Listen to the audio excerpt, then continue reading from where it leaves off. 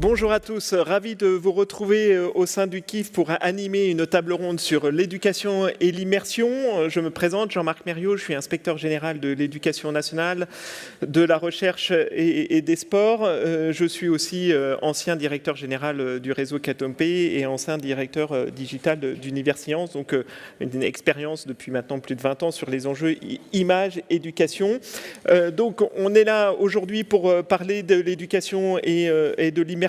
Alors, le monde change, l'éducation doit aussi, bien évidemment, accompagner l'ensemble des révolutions numériques auxquelles nous sommes actuellement confrontés. Plusieurs révolutions, on connaît bien évidemment celle en lien avec l'intelligence artificielle, mais la révolution immersive est en soi aussi une vraie révolution pour le monde de l'éducation.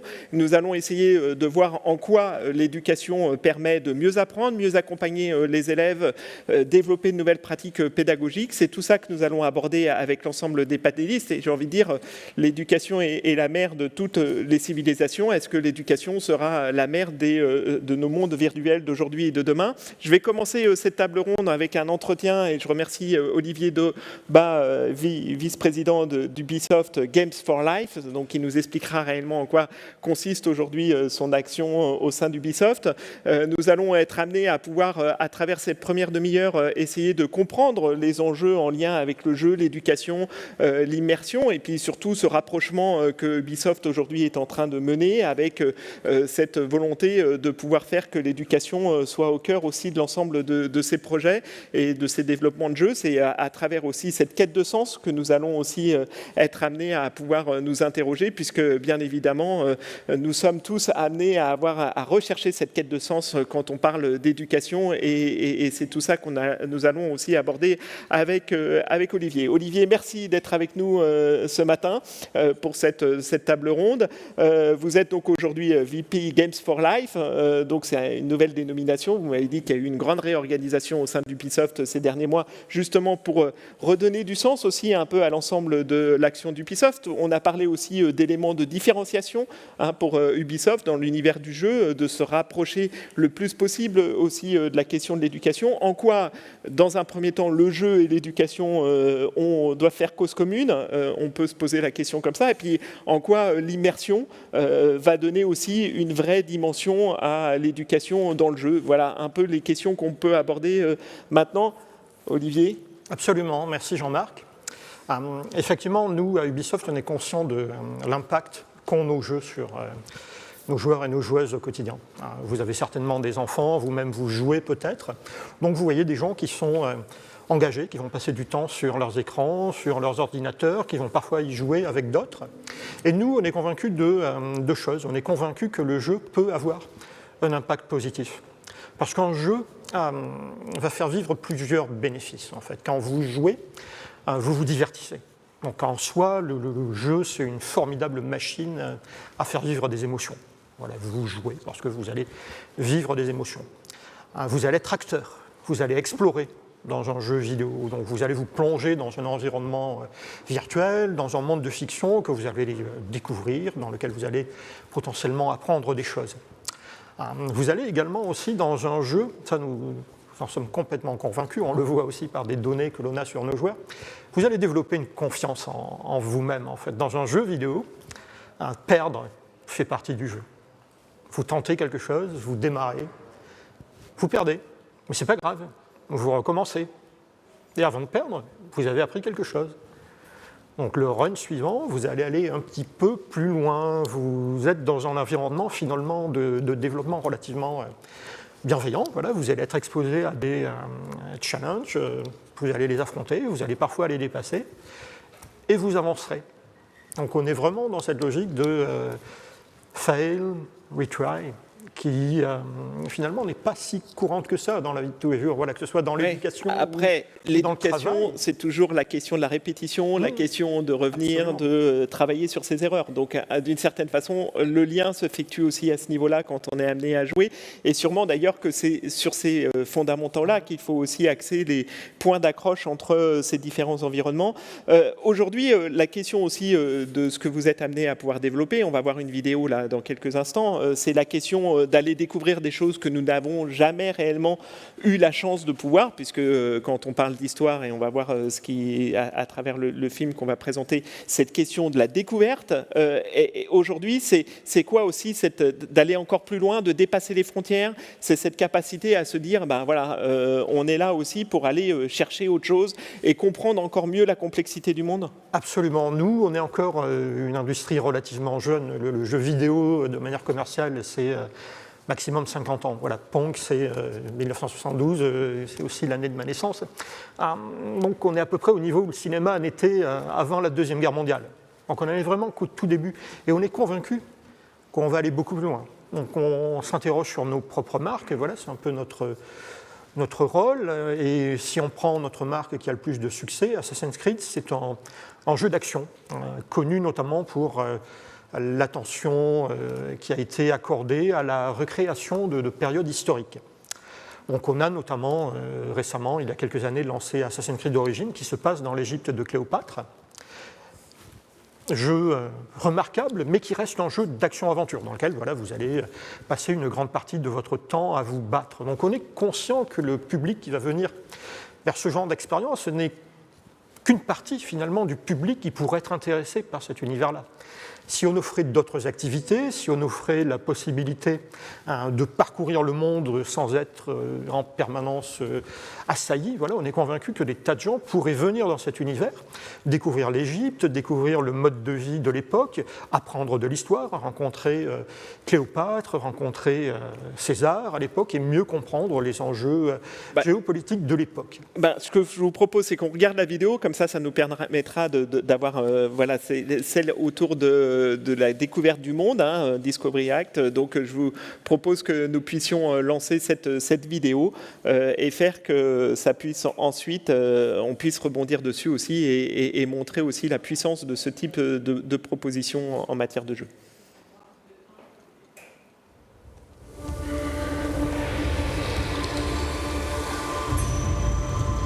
In Assassin's Creed, traditionally, there is, yes, an action component, which is very important, but there is also a very contemplative aspect. In the Discovery Tour, we really wanted to focus the main experience on discovering and learning. And all of a sudden, you're not in the game anymore. You're just in Egypt, enjoying it, and looking at the world like never before.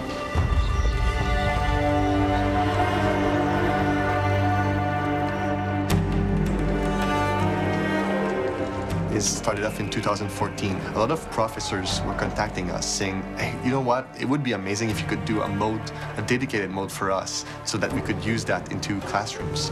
It's been in our mind ever since. We were thinking like, all right, how can we make the game different?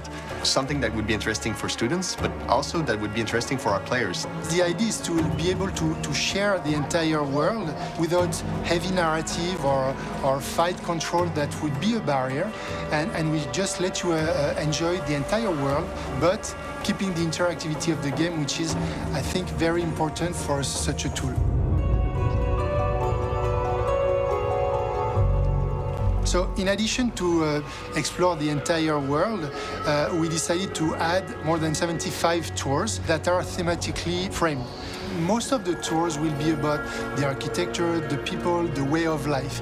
But we have also very specific stations that are clearly identified, where we will try to tell more about our development process so that people understand a bit better the development of video games. Voilà, on voit bien qu'à travers cet exemple très concret de cette vidéo et du jeu que vous avez été amené à pouvoir développer, les enjeux en matière de découverte et apprentissage, les créateurs l'expliquent bien. En quoi aussi la capacité à faire qu'on puisse créer du lien entre ces différents mondes, parce qu'on voit bien que vous avez commencé par l'Égypte et puis vous avez élargi ensuite à d'autres environnements, à d'autres périodes historiques. Et donc c'est cette création du lien aussi entre ces différents environnements. Qu'est-ce que vous cherchez aussi à pouvoir proposer à travers justement cette capacité de créer du lien entre ces différents environnements ? Alors, non seulement nous recréons différentes périodes historiques, et nous avons maintenant des Discovery Tours pour chaque itération d'Assassin's Creed, nous avons également élargi la palette des possibles à l'intérieur de ces expériences-là. Donc on va de plus en plus loin dans ce que les joueurs et les joueuses vont pouvoir découvrir. Dans le Discovery Tour pour Assassin's Creed Odyssey, qui était le jeu suivant, qui lui se passe dans la Grèce antique, les joueurs dans le Discovery Tour vont pouvoir vivre la vie des gens qui vivaient à l'époque. Ils vont pouvoir devenir les forgerons, les agriculteurs, tous ces métiers de l'époque, donc les incarner, les jouer, les vivre. Les utilisateurs également peuvent également créer leur propre mission. Dans Assassin's Creed Odyssey, on a rajouté ce que dans notre jargon on appelle de l'UGC, du contenu généré par l'utilisateur, qui permet aux gens de créer leur propre mission, sans vraiment leur donner des consignes particulières. Donc les utilisateurs étaient relativement libres de faire ce qu'ils voulaient. Donc ils avaient l'avantage de pouvoir bénéficier de tous les décors, de tous les personnages historiques de la Grèce antique qu'on retrouvait dans le jeu. Donc on a vu des gens qui les réutilisaient à diverses fins. On voyait des gens carrément qui recréaient des pièces de théâtre à l'intérieur du jeu. J'ai accès à différents personnages célèbres du théâtre classique. Voilà, je les réunis à Athènes et je prends les dialogues d'une œuvre classique et je recrée moi-même ma pièce de théâtre et je peux la diffuser potentiellement à mes élèves, à ma classe. Donc on pense aussi à tous ces usages-là qui finalement enrichissent l'activité communautaire autour de notre jeu. On n'est pas là finalement pour dicter ce que les joueurs veulent vivre. On est conscient que le jeu peut être aussi une capacité de réalisation pour les gens qui ont ces jeux-là dans les mains. Donc on les laisse aussi s'exprimer. On voit bien à travers les exemples et à travers cet exemple-là qu'on est dans un monde immersif qui n'est pas spécialement celui avec un casque de réalité virtuelle. On est vraiment sur la question de l'immersion avec cette capacité à pouvoir nous amener dans d'autres univers. Donc c'est important aussi, je pense, aujourd'hui dans le monde, et en particulier quand on parle d'éducation, de bien repositionner aussi ce qu'est l'immersion et ce que va apporter l'immersion dans toutes ses dimensions et pas seulement à travers l'utilisation du casque ou d'autres types d'outils virtuels. Et donc la question aussi, et la question que je vous pose, c'est comment vous utilisez aussi ces outils virtuels, casques de réalité augmentée ou dans la création de vos jeux. Qu'est-ce que ça apporte de plus aussi en matière d'immersion et en matière sûrement pédagogique aussi et d'éducation? Qu'est-ce que vous recherchez à partir du moment où vous allez encore plus loin dans ces enjeux d'immersion? Effectivement, le jeu vidéo traditionnel comme Assassin's Creed est limité en termes d'émission. On est face à un écran, donc on sollicite seulement une partie du champ visuel.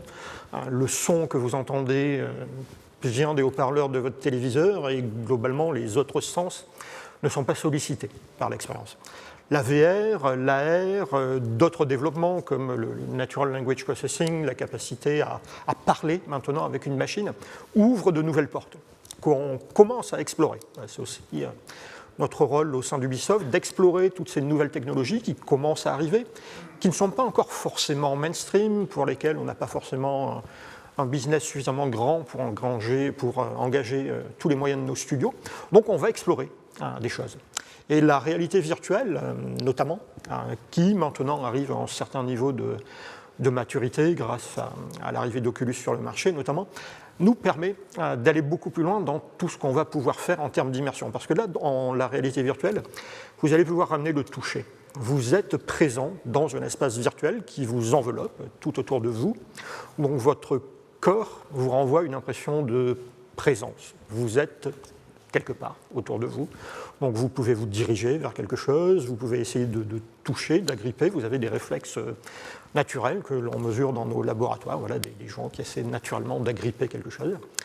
Et comme vous êtes dans un environnement qui est complètement simulé, on va aussi pouvoir vous exposer, vous mettre en contact avec des choses que vous n'auriez pas l'opportunité de rencontrer dans le monde de tous les jours. On va pouvoir vous mettre face à des situations qui pourraient être dangereuses. On va pouvoir vous donner accès à de l'infiniment petit, parce qu'on est capable de scaler tout ce qu'on veut. Donc on a réalisé un ensemble de prototypes autour de ces sujets-là pour évangéliser auprès de nos équipes de développement certains de ces possibles. Oui, alors justement pour revenir aussi sur cette question d'évangélisation, en préparant la table ronde, on a pas mal échangé aussi sur comment on est amené aussi à accompagner chacun des créateurs chez Ubisoft, à prendre conscience aussi de toutes ces évolutions et aussi aussi à intégrer les enjeux de découverte, de pédagogie, d'éducation.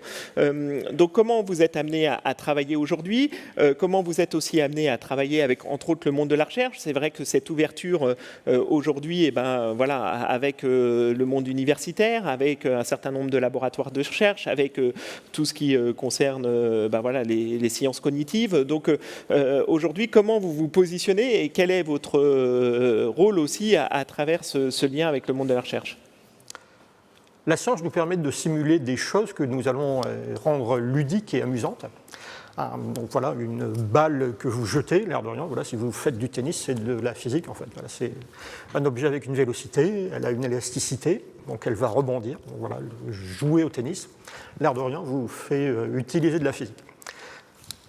Grâce au virtuel, nous, on va pouvoir injecter davantage de ces simulations-là pour les rendre ludiques, pour aussi faire prendre conscience parfois aux joueurs de certaines problématiques du monde réel. Voilà, la puissance de calcul de nos machines évoluant, voilà, le type de simulation économique, voire même climatique, deviendra à terme relativement accessible à des communautés de joueurs. Donc pour faire comprendre certains enjeux, voilà, on commence à voir le CNRS notamment qui travaille sur des jeux de plateau. Je vous propose qu'on regarde une vidéo. On a une vidéo sur l'expérience autour de la chimie en particulier, qui permet là aussi de pouvoir montrer justement cette question autour de, du geste et de ce qu'on est en capacité de faire avec l'ensemble des molécules. On regarde la vidéo sur la chimie. Alors vous pouvez commenter parce qu'il n'y a pas de... Donc là, nous on part toujours dans le jeu vidéo. On se dit, même si on utilise de la science, on fait des produits de divertissement. Donc l'inspiration, pour les gens de notre génération, on va dire, c'est un petit peu MacGyver, la série télévisée des années 80, espion brillantissime qui devait avoir un PhD justement du MIT et qui était, à chaque fois qu'il était prisonnier, capable de s'évader en utilisant les objets qui l'entouraient. Bon, dans ce jeu-là, c'est exactement la même chose. C'est un escape game. En fait, vous êtes prisonnier dans une salle. Voilà, vous avez une porte, elle est fermée par un cadenas. Donc, à vous de trouver des objets, des indices. Voilà, vous avez tout un ensemble d'informations sur les journaux. Vous avez des objets. Et grâce à la réalité virtuelle, voilà, vous allez pouvoir prendre ces objets-là. Vous allez identifier la molécule principale qui les constitue. Et boum, vous allez avoir directement accès à la molécule. Donc vous prenez cette molécule dans vos mains, en fait, voilà, vous la tenez un atome dans chaque main, vous allez être capable d'arracher les atomes en brisant les liaisons, et en prenant ces atomes, voilà, de les réassembler, de créer de nouvelles molécules, et en utilisant tous les indices autour de vous, à vous de trouver le type de solution qui pourrait vous amener à vous échapper. Est-ce que vous allez être capable de créer un acide? Est-ce que vous allez être capable de créer un produit explosif? À vous d'être créatif pour trouver des solutions. Donc là, comme vous le voyez, on met le joueur déjà face à des situations que vous ne pourriez pas déployer en classe parce que faire des explosifs et de l'acide, voilà, en tant que parent d'élève, je pense que j'aurais du mal à vous signer une dérogation. Et on va vous donner accès à de l'infiniment petit. Voilà, voir des choses au niveau atomique et moléculaire, ça demande du matériel de laboratoire qui n'est pas accessible à tout un chacun. Bon, voilà, cela c'est une des vraies forces de la réalité virtuelle, de l'intégration aussi de la science dans ce qu'on fait. Voilà, donc c'est aussi pour ça qu'on a développé tous ces partenariats. On finance une chaire à l'école polytechnique, la chaire Sciences et Jeux vidéo, voilà, qui permet non seulement aussi de montrer à tous ces jeunes ingénieurs que la science et tout ce qu'ils apprennent de très haut niveau en mathématiques et en physique peut les amener aussi vers des activités ludiques. Voilà, le monde du jeu vidéo en termes de métier, de ce qu'on y fait, peut rester aussi un petit peu mystérieux. Moi-même, j'ai fait des études dans un tout autre domaine que le jeu vidéo. Donc on leur montre que ces choses-là sont possibles. Et le jeu vidéo aussi, économiquement, a démocratisé, on va dire, certains moyens de simulation. Si vous revenez en arrière dans le temps, dans les années 90, la 3D, tout ça, ça s'appuyait sur des appareils extrêmement coûteux, complexes, des stations de travail de Silicon Graphics. Et quand les joueurs, eux, ont commencé à créer une demande, à se dire « moi je veux jouer à Quake, j'ai besoin d'une machine qui me permet de faire de la 3D puissante », voilà, là on a basculé, le monde des semi-conducteurs a basculé, on a vu émerger des acteurs comme NVIDIA et ATI qui se sont lancés par l'électronique grand public dans le domaine de la simulation. Et maintenant, voilà, vous allez chez Renault, vous avez des ingénieurs avec des casques Oculus, les mêmes que ceux que vous pouvez acheter. Et aujourd'hui, la question aussi de pouvoir lever un certain niveau d'abstraction pour pouvoir là aussi faire que dans les processus d'apprentissage, on puisse se poser un certain nombre d'autres questions. C'est aussi des questions importantes que vous devez être amené à vous poser. Je pense qu'il serait intéressant de pouvoir voir la vidéo sur la musique parce qu'on voit bien que là, on est aussi dans un autre environnement où justement on dépasse la pure utilisation de l'outil musical en tant que tel et de l'instrument musical en tant que tel. Et on va chercher là aussi à lever un certain niveau d'abstraction et c'est aussi à travers cette dimension-là qu'on est amené à pouvoir encore aller plus loin en matière d'apprentissage. On regarde la vidéo, en tout cas vous commentez la vidéo et puis ensuite on est amené à... Voilà. Donc la vidéo vient d'une réflexion au départ sur le type d'instrument dans lequel les jeunes rentrent. À l'heure actuelle, voilà, je suis désolé de vous décevoir, mais les enfants ne veulent pas forcément faire du violon ou du piano, c'est plutôt une demande des parents, la flûte à bec non plus. Je pense que les enfants veulent faire de la production musicale pour Cardi B et des artistes de ce genre-là, donc ils vont commencer par acheter un séquenceur. Et un séquenceur, c'est quand même un appareil relativement compliqué, avec des menus complètement incompréhensibles. Donc nous, on s'est dit, tiens, essayons de rendre tout cela beaucoup plus ludique. Apprenons les bases de la construction de musique par un séquenceur en réalité virtuelle. Et on verra après que les autres types de bénéfices qu'amène la réalité virtuelle. Donc là, le joueur va traverser une série de niveaux où dans chaque niveau, on va lui jouer une partition, en fait, un track dans lequel un instrument va jouer certains beats, sur certains temps. Donc on va développer l'oreille musicale du joueur en lui demandant de reconnaître tiens, quel instrument va être joué à quel temps. Parce que là, le séquençage, finalement, c'est ça, c'est à dire tiens, je vais prendre un instrument sur une ligne, sur un track, et je vais le faire jouer sur tel temps. Donc on a toute une progression, vous commencez d'abord avec un seul track, un seul instrument. Quand vous réussissez à identifier à quel temps sont jouées les notes, vous progressez vers le niveau suivant, où là vous aurez deux instruments. Donc vous développerez votre oreille également en apprenant finalement un autre type d'instrument auquel vous n'avez peut-être pas été confronté dans la vie de tous les jours. Et on a voulu essayer la réalité virtuelle. Au départ, ça vient d'un proto de deux de mes collègues qui l'avaient fait sur un PC complètement traditionnel. Mais avec la réalité virtuelle, je voulais explorer la gestuelle et notamment le toucher. On arrive maintenant avec les casques commerciaux à traquer les mains. Ce que vous voyez, là, ce sont vraiment les mains de la personne qui joue. Donc on se disait, tiens, est-ce qu'on peut recréer la sensation de toucher? Est-ce que je vais pouvoir faire un glissando, par exemple, en caressant une main avec l'autre? Tout ça, ça crée des choses qui sont aussi extrêmement intéressantes. En fait, une caresse, l'air de rien, c'est aussi un geste qui est plutôt affectueux, un geste de soin qui est tactilement agréable. Donc on voulait aussi rajouter un petit peu cette composante-là et solliciter un sens qui finalement est très peu utilisé dans le jeu vidéo à l'heure actuelle. Se dire, est-ce que je peux jouer avec mon propre corps? Est-ce qu'on peut en faire quelque chose d'assez agréable? On n'y est pas encore à l'heure actuelle parce que la technologie ne permet pas de différencier deux mains quand elles se recouvrent, mais voilà, on est confiant sur la capacité de nos partenaires à faire avancer ces choses-là. Donc voilà, on arrivera à terme à ramener tous ces sens-là et à les utiliser au maximum dans les expériences immersives de demain. Donc la question des sens est aussi une question très importante. Aujourd'hui, c'est quoi les fondamentaux quand on est amené à parler d'immersion? Qu'est-ce que vous cherchez réellement à pouvoir apporter comme expérience utilisateur supplémentaire? On a parlé du sens, mais quels sont aussi les autres éléments qui viennent renforcer aussi la présence du joueur et au-delà de ça, de l'utilisateur quand on est amené à utiliser des ressources et des outils numériques? On doit en permanence garder à l'esprit que pour un utilisateur, la réalité virtuelle, c'est quand même quelque chose de très très très fort émotionnellement. Vous êtes plongé dans un univers qui n'a rien à voir avec l'univers dans lequel vous étiez avant d'enfiler le casque. Donc ça peut être assez déstabilisant.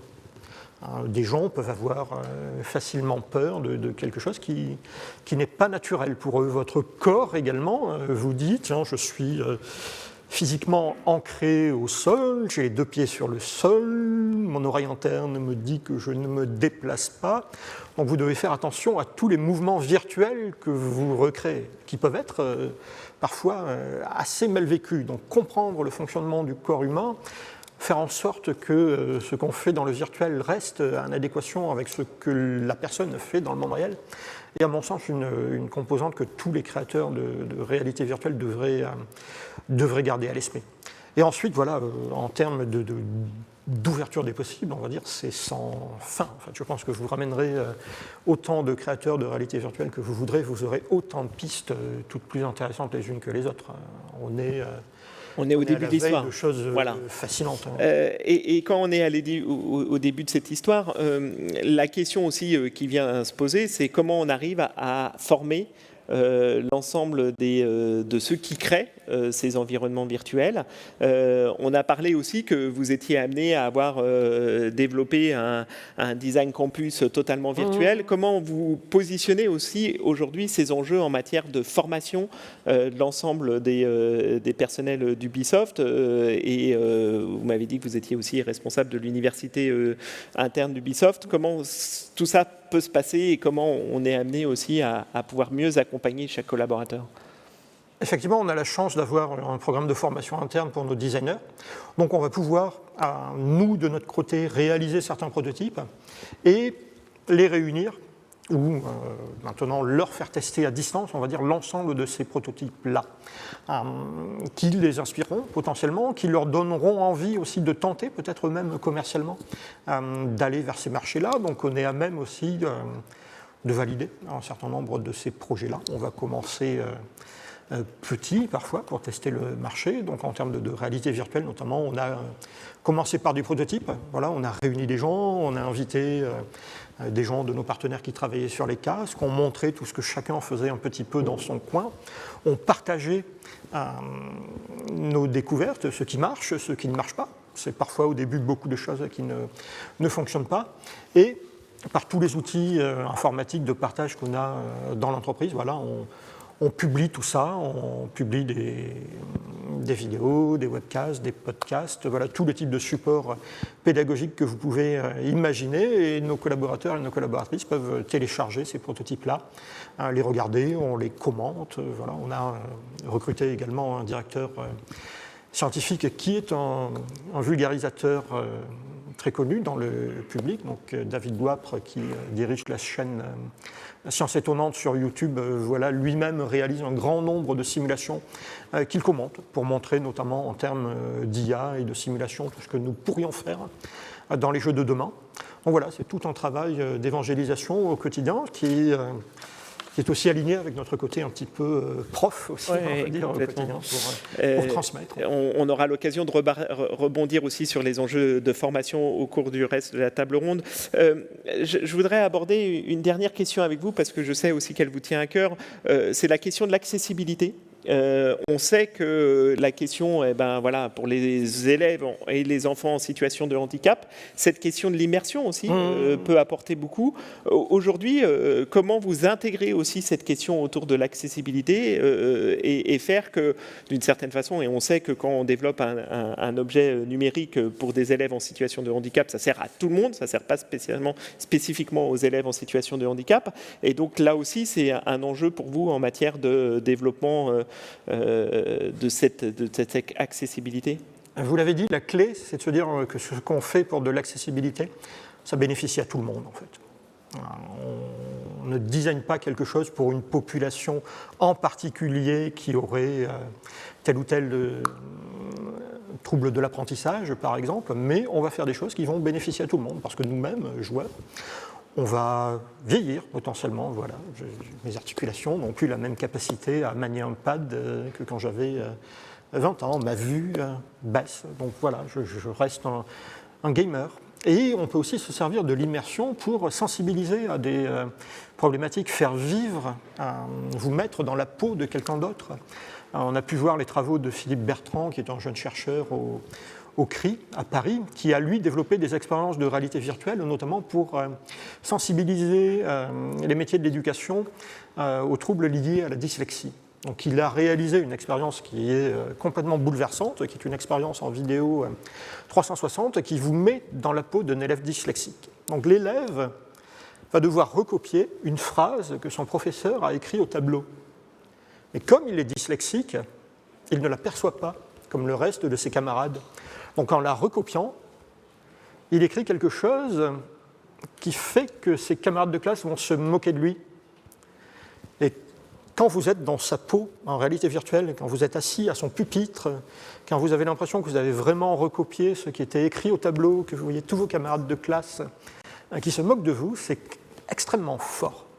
Et là, vous comprenez, bah ouais, la dyslexie, ça fait ça, ce pauvre gamin, il a raison en fait, il a fait ce que ses sens lui disaient de faire, donc il ne comprend pas pourquoi on se moque de lui. Et je pense que quand on est enseignant ou quand on n'est pas forcément sensibilisé à ces questions-là, je pense qu'on comprend de manière immédiate, hyper intuitive, ces problématiques-là. Donc ça a vraiment un potentiel super fort pour aussi toutes ces... Merci Olivier pour toutes ces présentations et tous ces apports et tout ce partage d'expérience. On va continuer, vous allez rester avec moi pendant le reste de la table ronde. On va accueillir deux nouveaux panélistes avec nous. Christine François, qui est la déléguée académique au numérique de l'Académie de Nancy-Metz, et Louis Janin, coprésident de la société Foxart. Je vous propose qu'ils nous rejoignent pour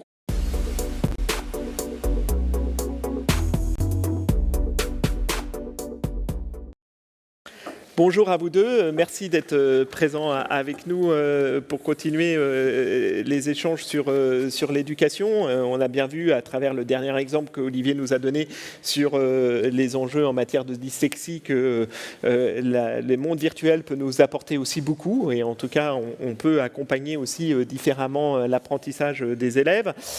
Christine François, merci d'être là. Donc vous êtes déléguée académique au numérique de l'Académie de Nancy. Alors vous allez nous expliquer un peu ce qu'est un délégué académique au numérique, mais en tout cas, vous êtes une des expertes régionales, on va dire, sur la question du numérique, et puis au-delà, même nationale, sur tous ces enjeux en matière d'éducation et numérique. Et puis Louis Janin, merci d'être aussi présent avec nous. Vous êtes coprésident d'une jeune start-up qui s'appelle Foxart, qui a pour ambition de devenir un peu l'illustration du XXIe siècle. Je faisais l'analogie avec l'illustration du début du XXe, voilà, à travers aussi ce que vous êtes amené à pouvoir créer, c'est-à-dire des maquettes en réalité virtuelle pour pouvoir accompagner aussi tous les élèves. Alors, Christine, quand on a préparé cette table ronde, on a échangé aussi beaucoup sur ce que nous étions en train de vivre aujourd'hui à travers la pandémie et sur le fait que nous étions rentrés aussi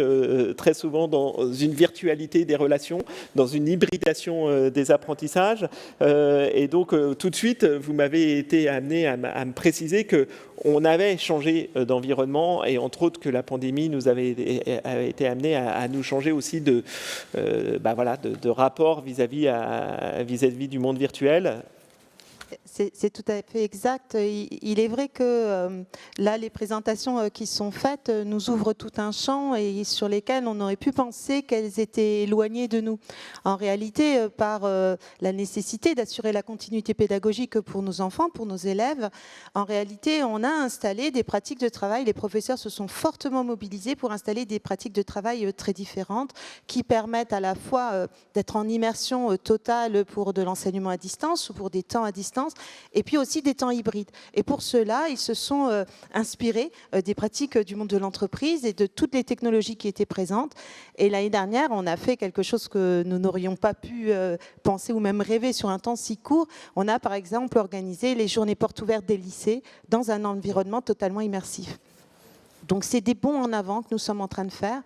Et peut-être certains d'entre vous, en tant que parents, vous avez eu la chance d'en bénéficier.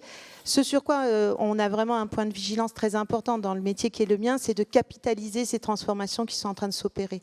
C'est-à-dire que la pandémie a été un accélérateur vraiment très puissant des modifications des pratiques, des transformations des usagers. Tout un ensemble de barrières et de représentations sont tombées sur la question du numérique éducatif. Il y a tout un ensemble de débats sur lesquels on ne discute plus. Non, le numérique ne remplacera pas l'enseignant au cœur de la classe, au cœur de la transmission des apprentissages. Et oui, le numérique peut adosser, aider, compléter, élargir, ouvrir les frontières du monde de l'enseignant, du monde de l'enfant et résoudre tout un ensemble d'enjeux sociétaux auxquels on est confronté. Très bien. Pour revenir justement sur cette question des environnements virtuels, je vous propose qu'on regarde une vidéo qui a été réalisée par Canopé, donc le réseau de création et d'accompagnement des offres pédagogiques, opérateur du ministère de l'Éducation nationale, qui a fait tout un travail autour de justement ces questions autour de l'immersion. Et là, on est dans la création d'un collège virtuel où justement on peut développer de nouveaux espaces et de nouveaux liens entre les élèves et les profs. Je vous propose que nous regardions cette vidéo du collège virtuel. Collège virtuel. Je pense qu'elle va bientôt arriver. Voilà.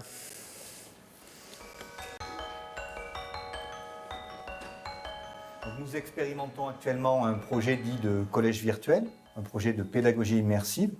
Alors sur l'établissement, on est quand même organisé pour faire tout ça. Alors on a un technicien informatique qui est là pour tout l'aspect technique, mais on a aussi un coordonnateur de projet, M. Garcia, qui est un professeur de mathématiques, et qui lui fait le lien entre la recherche, entre les enseignants, sur les aspects pédagogiques du projet. Les élèves et les enseignants sont représentés au moyen d'avatars. Ils ont chacun des avatars personnalisables. Et au moyen de ces avatars, ils peuvent se retrouver dans cet espace virtuel pour avoir des activités pédagogiques. Beim Eingang zur Ausstellung. Ihr klickt auf das Schild Ausstellung. Il s'agit d'une rencontre des élèves français qui sont donc allés à l'intérieur du collège virtuel, puis se sont rendus sur un lieu de rendez-vous pour rencontrer des élèves germanophones dans la salle où ceux-ci avaient préparé une exposition sur leur ville. Tu l'entends? Ja. Gut. Donc le deuxième type d'activité, ce sont des activités qui s'inscrivent dans le dispositif Devoir fait. Dans ce dispositif-là, les élèves se connectent depuis leur domicile sur la plateforme au moyen d'avatar. Les professeurs se connectent depuis le collège ou depuis leur domicile au moyen de l'avatar également. Et là, on a des séances de soutien, voire dans certains cas d'approfondissement sur certaines notions avec les élèves. Voilà, c'est le collège virtuel. C'est là où on va répondre aux questions de Madame Léautier. Ready for number 2? Yes. No. Yes. Good. Oh my God, Clément, where are you? Pour vous donner quelques exemples de séances, sur les mathématiques, il y a eu des séances de repérage, déplacement, des séances de construction d'objets en géométrie dans l'espace et la réalisation d'expositions ensuite visitées par nos partenaires étrangers avec du support multimédia qui peut être du support audio, du support vidéo, du support logiciel qui est déposé sur les objets fabriqués par les élèves à l'intérieur du collège virtuel. Ce que ce type de projet apporte aux élèves, c'est avant tout une motivation par la nouveauté. C'est un environnement qui est assez ludique et qui leur permet de se retrancher derrière leur avatar tout en communiquant quand même. Et puis ce projet constitue aussi un projet intéressant dans le cadre des réseaux d'établissements sur le secteur géographique du Collège de Fontaine, où on peut travailler là aussi avec des écoles primaires, avec des lycées de notre secteur et faire donc des cours sans déplacer les élèves à travers la plateforme et donc de mutualiser les apports de chaque enseignant sur une même séance de cours, ce que nous ne pourrions pas faire physiquement parlant de par les différences géographiques entre les différents élèves.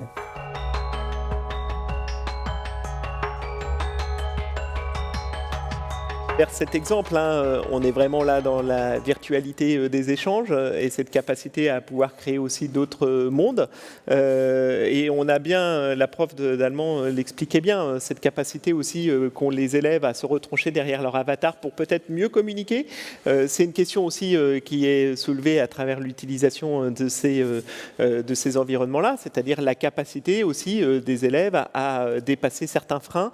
Et donc là, on voit bien que c'est à travers ces expériences très concrètes et que la virtualité et les mondes virtuels sont déjà présents dans l'éducation.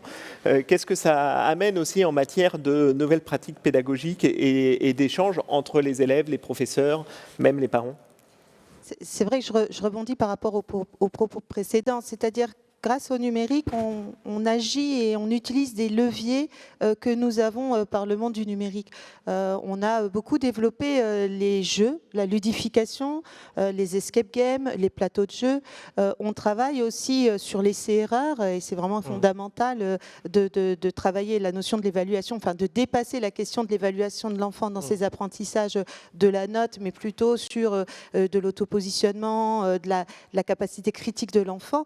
Et donc, on voit bien que aussi se joue la représentation de soi, la mise en avant parfois qu'il faut dépasser chez l'élève dans certains types d'apprentissage, notamment au travers les langues. Et on voit que le numérique offre vraiment des outils complémentaires. Après, on s'adapte constamment à la personnalité de l'enfant et aux obstacles cognitifs qu'il rencontre, c'est-à-dire ce qui est valable pour un n'est pas valable pour l'autre. Et on a vraiment une multiplicité des activités pédagogiques qui permettent de surmonter des freins individuels. Donc pour moi, le numérique, c'est véritablement une très belle palette d'outils complémentaires aux outils déjà disponibles dans le milieu des enseignants. Et c'est vrai que le métier qui est le mien, c'est vraiment ça, c'est un vrai travail de veille sur tout ce qui est disponible, les forces en présence que vous êtes aujourd'hui, et aussi le monde de la recherche, vous l'avez évoqué à plusieurs reprises et tout à l'heure sur l'autre table ronde aussi. Il est très important à la fois d'être partenaire des collègues de la recherche pour savoir ce qui sort là en ce moment des laboratoires, donc être en phase en amont, et puis aussi de s'adosser à la recherche pour évaluer les transformations qui se jouent et à quel moment il y a une plus-value pédagogique ou à quel moment on est sur du gadget. Pourquoi pas après assumer en disant là je suis sur du gadget motivationnel, pourquoi pas. Mais en tout cas aujourd'hui on a vraiment des outils numériques comme ces situations d'immersion qui sont vraiment des vrais atouts pour notamment par exemple l'apprentissage des langues ou l'apprentissage des manipulations. C'est vrai qu'on a souvent des expériences autour des mathématiques ou de la science physique, où là vraiment le numérique apporte le numérique immersif apporte vraiment des plus-values. Et on le verra tout à l'heure. Voilà, du coup, c'est une belle transition avec justement la société Foxart, représentée aujourd'hui par Louis Janin. Louis, en fin de compte, vous avez été amené, vous êtes jeune start-upper, vous avez une jeune société qui s'appelle Foxart. Vous êtes amené à développer des maquettes. Alors quand on a préparé la table ronde, vous avez dit j'ai envie de faire les maquettes de C'est pas sorcier. Donc tout à l'heure c'était MacGyver, vous C'est pas sorcier. Donc on est vraiment dans les environnements quand même télé. On reste quand même dans tout ça. Mais la question c'est de pouvoir montrer ces maquettes et de faire qu'on puisse être amené là aussi à lever un certain niveau d'abstraction. On en parlait tout à l'heure et développer aussi le fait que certains élèves ne visualisent pas les choses de la même façon et donc de leur offrir un même degré de visualisation. C'est aussi l'objectif que vous cherchez. Alors, vous êtes jeune créateur d'entreprise, vous avez été aussi formé au sein de l'école d'ingénieurs des arts et métiers à Chalon-sur-Saône. Oui. Et justement, ça aussi, c'est important de le spécifier parce qu'à Chalon-sur-Saône, c'est créé spécifiquement une formation sur l'AR et la VR. Oui. Et on sait que l'image animée vient de Chalon-sur-Saône aussi, en particulier, à travers le développement. Donc, expliquez-nous aussi quel a été votre parcours et pourquoi l'éducation ? Alors oui, c'est ça. Déjà à Chalon-sur-Saône, le master qu'on a fait, il est sur la réalité virtuelle et la réalité augmentée, mais ce qui est intéressant, c'est qu'il existe depuis plus de 17 ans, presque 20 ans je crois, et il travaillait sur ces technologies-là depuis le début des années 2000. Et donc l'idée de Foxar, donc déjà pourquoi on est parti sur ce projet, on avait vraiment envie à la fin de nos études de travailler sur un sujet utile, quelque chose qui a du sens pour nous, utile pour la société, et en plus en étant passionné par la science, par la vulgarisation scientifique, la pédagogie, on a réuni tout ça et on a choisi l'éducation par passion et par conviction. Et donc l'idée, c'est de prendre tous les points du programme scolaire, de l'école primaire jusqu'au lycée, et aussi même après, tous les points un peu abstraits dans le programme qui sont un peu compliqués pour les élèves à comprendre avec les illustrations habituelles, où ça va être difficile pour beaucoup d'élèves, malheureusement, même une majorité, de passer d'une illustration classique sur le papier à la bonne représentation mentale en 3 dimensions, en mouvement de la notion. Donc l'idée, c'est de donner ces représentations mentales beaucoup plus directement, beaucoup plus facilement grâce à la réalité augmentée. Donc sur tous ces points, on fait une maquette sur un point bien précis du programme. Et cette maquette, ensuite, elle peut être vue à travers une tablette dans le monde réel. Donc c'est de l'immersion inverse un peu. On immerge un objet virtuel dans le monde réel. Et ça va permettre aux élèves de la visualiser comme si elle était là. Et donc, en plus d'avoir des interactions, une ergonomie qui est très simple parce que je vous propose qu'on regarde un peu parce qu'on a une vidéo aussi qui va nous permettre que vous allez commenter, qui va nous permettre là aussi de pouvoir vraiment illustrer ce que vous dites. Donc, je vous propose qu'on regarde la vidéo Foxar qui doit nous permettre de pouvoir là aussi comprendre, de lever ce niveau d'abstraction et aider chaque élève dans le processus d'apprentissage.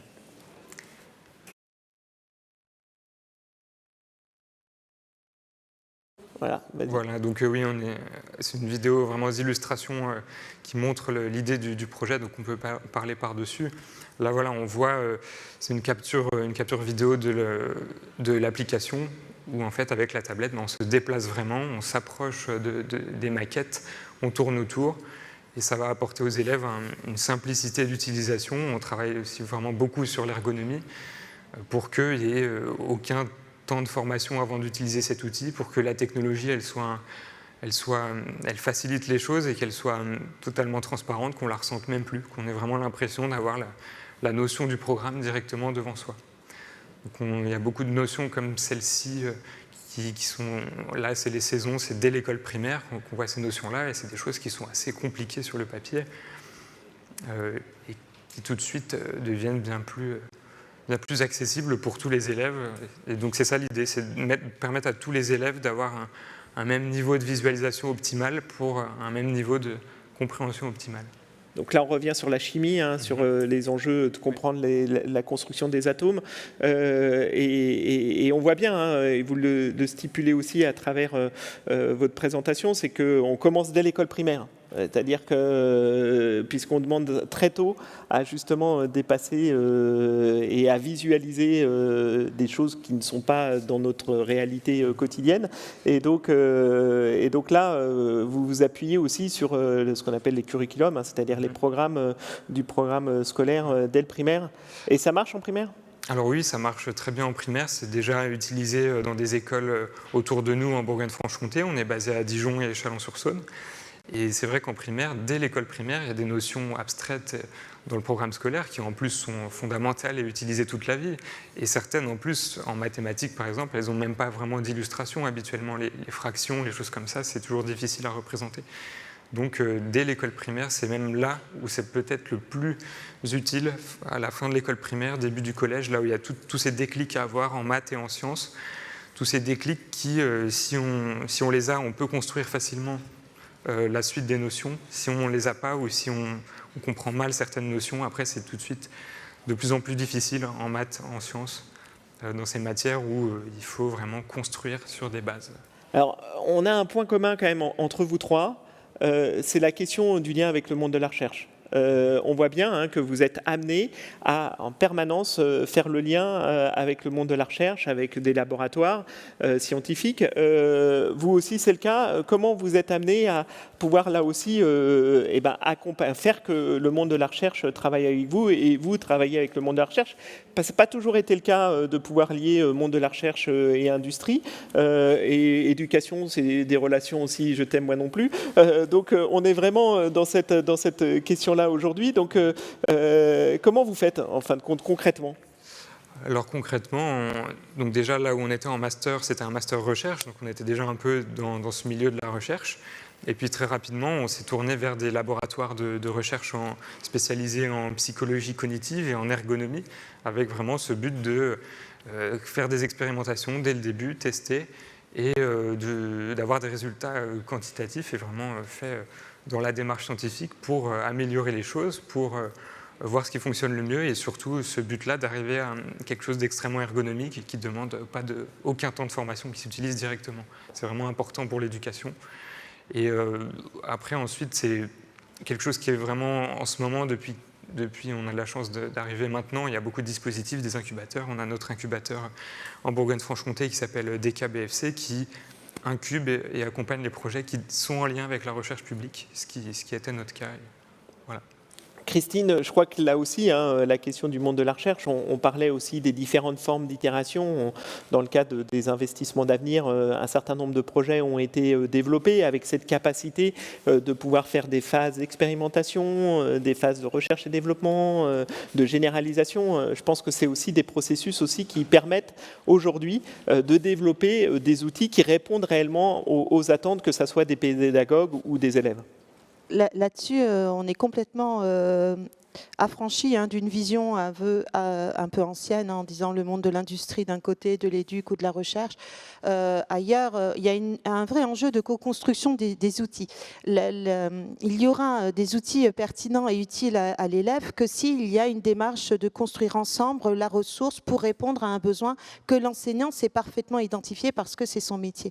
Et c'est vrai qu'il y a vraiment un travail très fort impulsé par le ministère, par exemple, de création de ressources très innovantes dans le cadre d'un PIA, d'un plan d'investissement d'avenir, où les académies, sous l'impulsion du ministère, ont travaillé avec les entreprises pour réaliser la ressource avec tout un ensemble de remontées de terrain autant que nécessaire, et les industriels s'engageaient à faire les modifications qui étaient demandées. Ce qui fait qu'après, vous avez un déploiement plus simple, aisé, puisque la ressource a été construite par rapport à un besoin exprimé, identifié, et surtout à des cas d'usage immédiats. Et je vous assure que parfois, il peut y avoir des éléments bloquants d'usage qui sont d'une simplicité incroyable au moment du développement. Si on les avait anticipés, on ne se serait pas retrouvé dans un fiasco parfois d'une ressource comme on a pu le connaître avant. Aujourd'hui, ce n'est plus du tout le cas. Je tiens à dire que le monde de la recherche est très important dans la dimension du numérique éducatif parce que ce sont des technologies émergentes. Il faut absolument expliquer aux enseignants d'abord, puis et également aux familles, les transformations qui sont en train de s'opérer et en quoi on est dans un cadre déontologique, éthique, assumé, et aussi d'avoir le droit à l'erreur, c'est-à-dire se faire des hypothèses de travail, de les évaluer par la recherche et de se dire là on s'est trompé, il n'y a pas de plus-value, c'est pas intéressant. Ou là, il y a un vrai marqueur fort et il faut l'accentuer. Aujourd'hui, nous, on pilote 21 projets de recherche en e-éducation autour de l'IA, des interfaces tangibles. Et puis là, est en train de monter l'émergence de l'immersion parce qu'il y a un enjeu là, de maturité des projets qui méritent qu'on s'y attarde.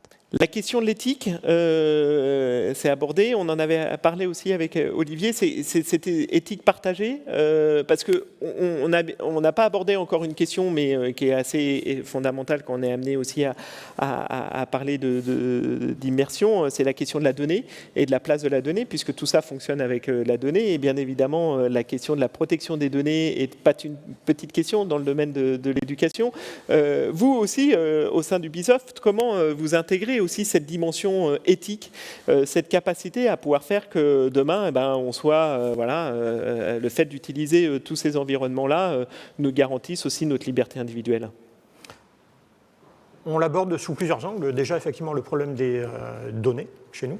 Voilà, comme toute industrie, technologie qu'on utilise un certain nombre de données.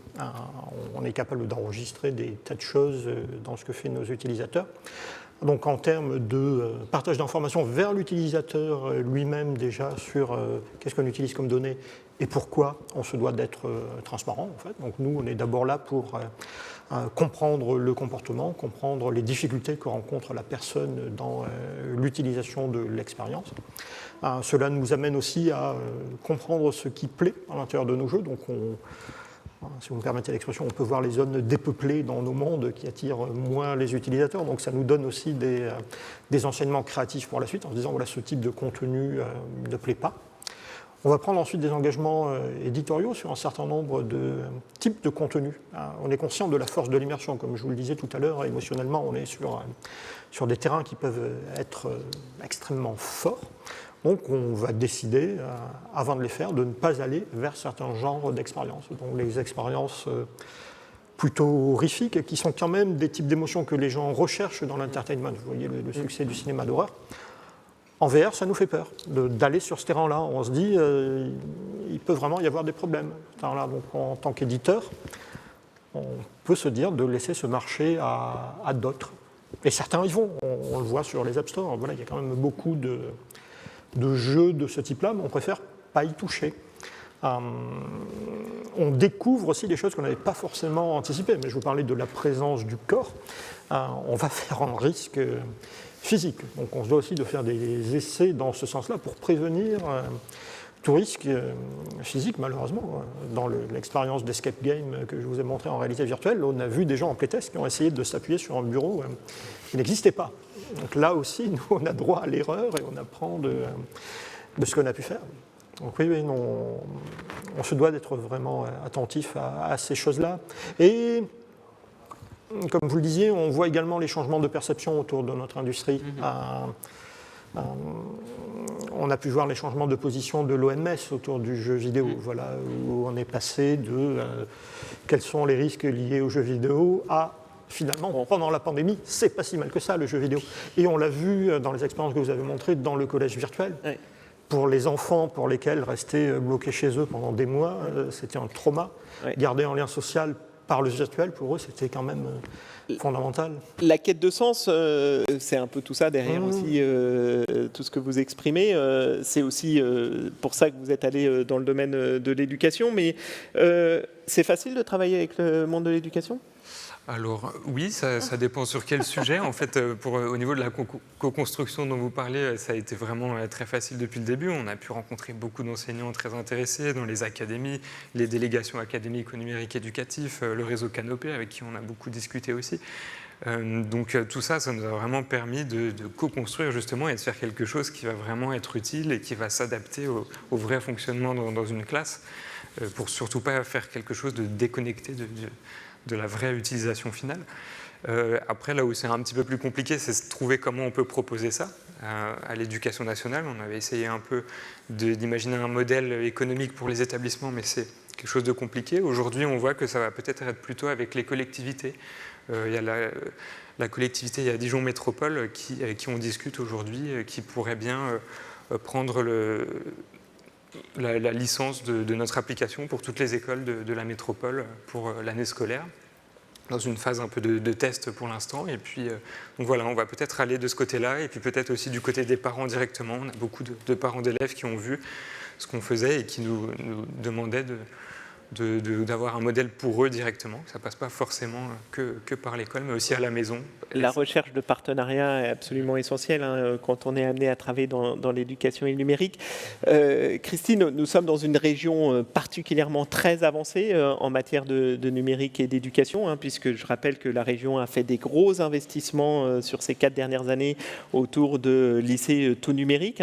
Aujourd'hui, tous les lycées sont tout numériques et ça a été aussi une des premières régions à vraiment aller dans cette volonté de faire que le numérique soit vraiment présent dans l'éducation.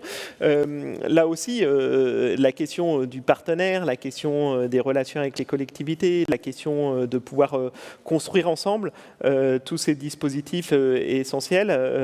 On va avoir une vidéo qui montre justement cette dynamique de partenariat au sein des établissements et au sein des lycées, mais c'est aussi ça votre rôle en matière de délégué académique au numérique, c'est de faire que tout le monde puisse travailler ensemble. C'est vrai que c'est vraiment le cœur de notre mission. On a plusieurs tâches. D'abord d'identifier des opportunités pédagogiques pour nos élèves. Et puis ensuite, on a un travail avec nos partenaires qui sont les collectivités territoriales qui ont un rôle majeur autour de l'éducation et du numérique.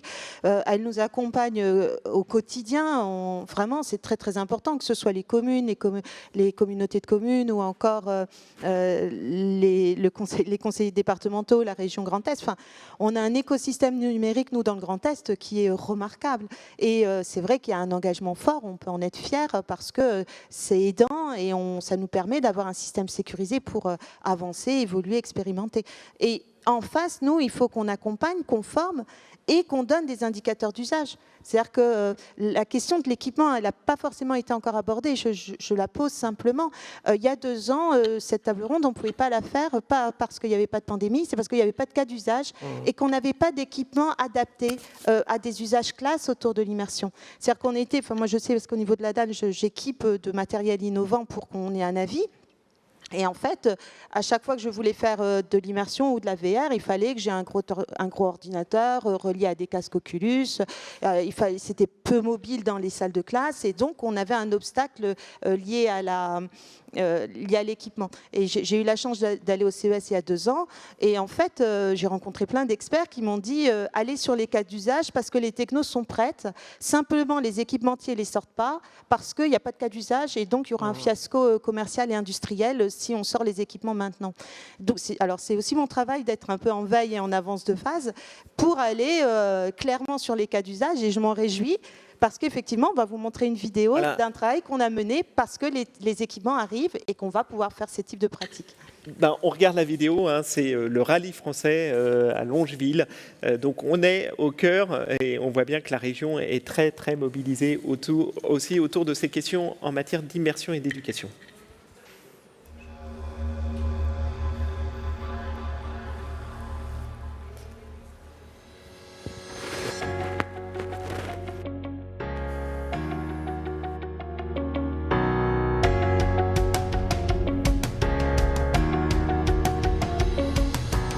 Le rallye lecture est un dispositif pédagogique destiné à faire lire les élèves et le plus possible puisque l'activité leur est proposée sous forme de défi.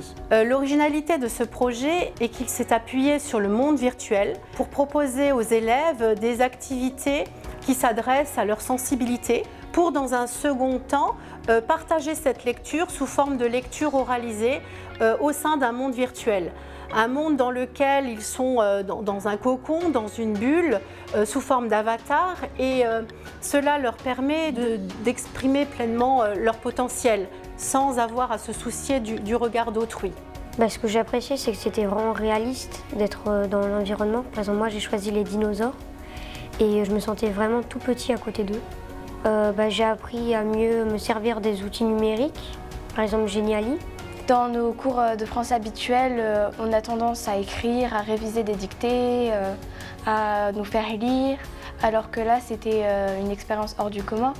Moi, j'ai choisi les requins. Donc j'ai ressenti de la peur parce qu'on était enfermés dans une cage et j'avais tellement peur que je suis montée sur la chaise. Les élèves, lorsqu'ils nous arrivent en 6e, sont évalués sur des compétences en mathématiques et en français et on s'est rendu compte que la fluence, c'est-à-dire la fluidité dans la lecture, était un axe sur lequel il fallait que l'on travaille en priorité. J'ajouterais que pédagogiquement, ça a de vrais intérêts et pour le numérique et pour l'apprentissage du français. Et puis je terminerai en disant que l'intérêt, c'est vraiment que les élèves prennent du plaisir et du plaisir à apprendre. Le groupe de travail et de production réalité virtuelle piloté par la DAN est un groupe de travail académique qui réunit une quinzaine de professeurs de différentes disciplines pour réfléchir ensemble et pratiquer de la mutualisation d'expertise sur ce champ de la réalité virtuelle dans les enseignements. Cet accompagnement va encore franchir un cap grâce au projet LUNE, une démarche de laboratoire des usages numériques en territoire, comme le signifie l'acronyme. Pour cela, un slogan, la DAN, quels sont vos besoins? La DAN vous accompagne. Et nous appuierons à la fois sur le réseau des labs en territoire pour prendre en compte les besoins qui auront émané des différents usagers. J'ai découvert un projet magnifique qui met en lien les lycéens, les collégiens, les écoliers, qui met la technologie au service de la lecture et qui en plus a enthousiasmé les élèves, ce qui était une évidence.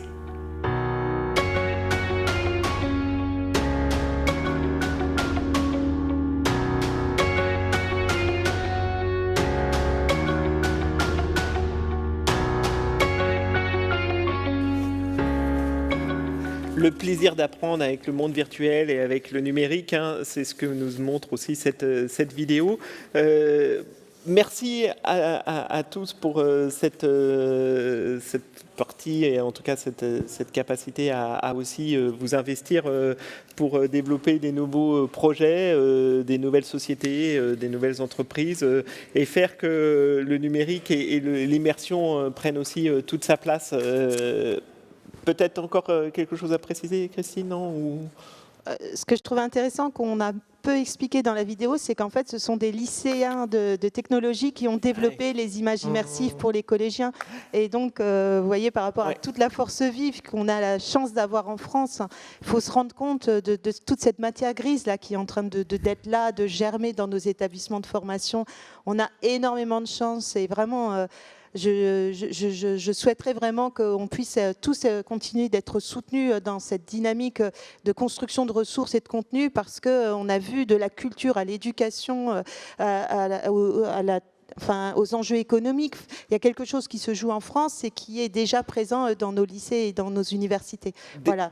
Développer les compétences du XXIe siècle. En tant que nouveau délégué ministériel en charge des compétences du XXIe siècle, je suis bien chargé de là aussi faire que nous puissions utiliser tous ces outils-là pour développer ces nouvelles compétences et en particulier la créativité des élèves. On le voit bien à travers ce type de projet. En tout cas, merci à tous les trois.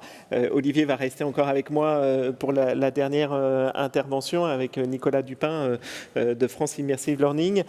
Merci à tous les deux d'avoir été avec nous et bonne continuation. Merci beaucoup.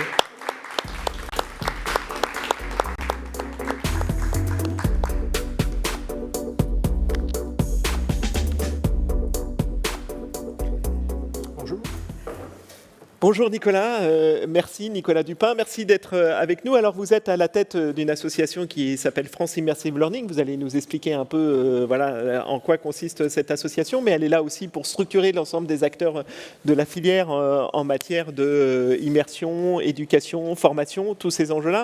On a parlé aussi beaucoup de compétences, ou en tout cas on a commencé à parler de compétences et on voit bien à quel point aussi ces enjeux-là sont très très importants.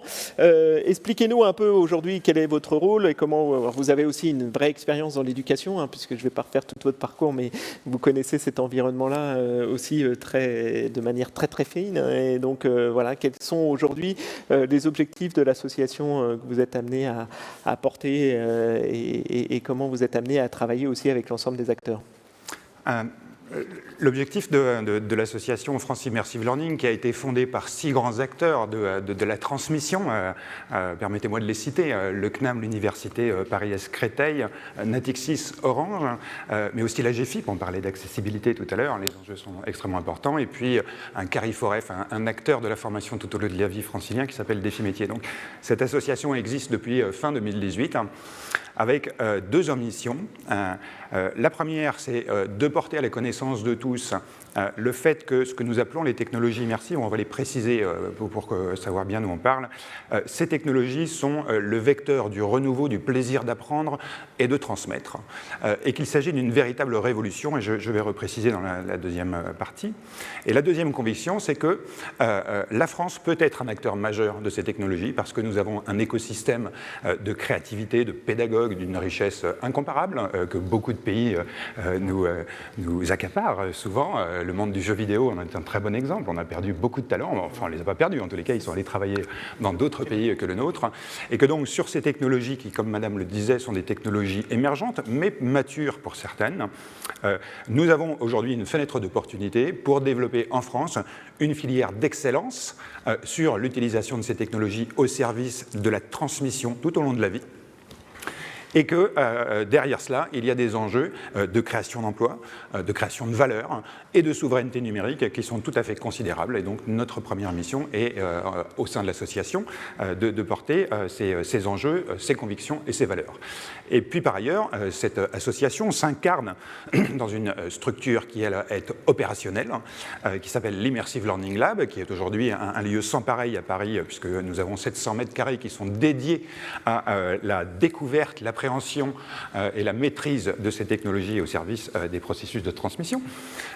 Et que donc ce lab est là pour accompagner les organisations à ce qu'elles comprennent en quoi ces technologies sont très spécifiques, et monsieur en a formidablement bien parlé, et qu'elles soient en capacité ensuite de s'organiser avec méthode pour pouvoir les déployer dans la vraie vie et faire que les enseignants puissent trouver à travers ces outils le vecteur d'un renouveau de leur pratique professionnelle. Et ce que présentait cette jeune société Foxar est très intéressant dans cette capacité à lever les abstractions et à les rendre intelligibles.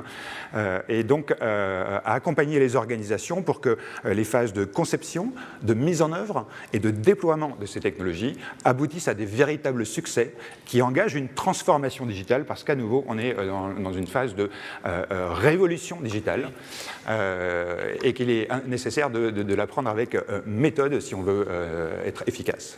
La question de la formation, bien évidemment, formation tout au long de la vie, mais au-delà de ça, c'est la question de l'insertion professionnelle.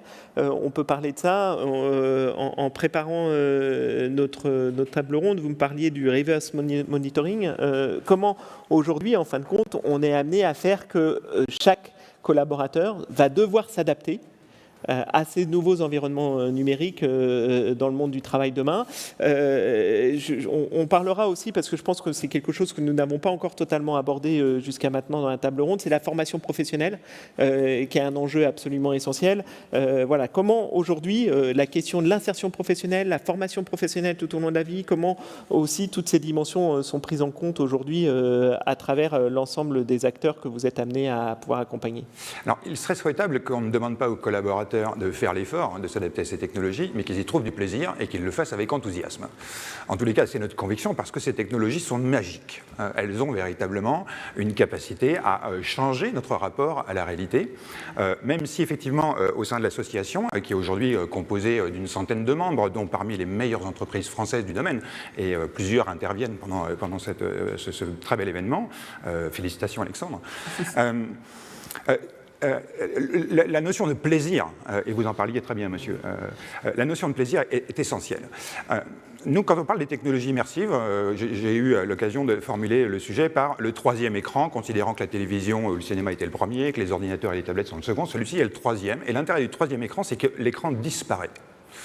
Ce que nous, on appelle l'immersion, qui peut se faire de plusieurs manières, on pourra peut-être en discuter si vous voulez, mais c'est qu'on ne regarde plus un écran, mais on rentre dans l'écran. Et à ce moment-là, comme vous le disiez très bien, on va vivre des émotions, des aventures, on va se retrouver dans des mises en situation professionnelles qui vont permettre la répétition, le droit à l'erreur, vous aviez à nouveau parfaitement raison, et que cette réalité de l'immersion, à partir du moment où l'écran disparaît parce qu'on utilise des périphériques que l'on met devant les yeux, elle est vecteur, effectivement, à mon sens, et je pratique la réalité virtuelle quasiment tous les jours, elle est vecteur du plaisir et d'augmentation de nos capacités, en particulier professionnelles. Mais vous avez raison de commencer le sujet à l'orientation.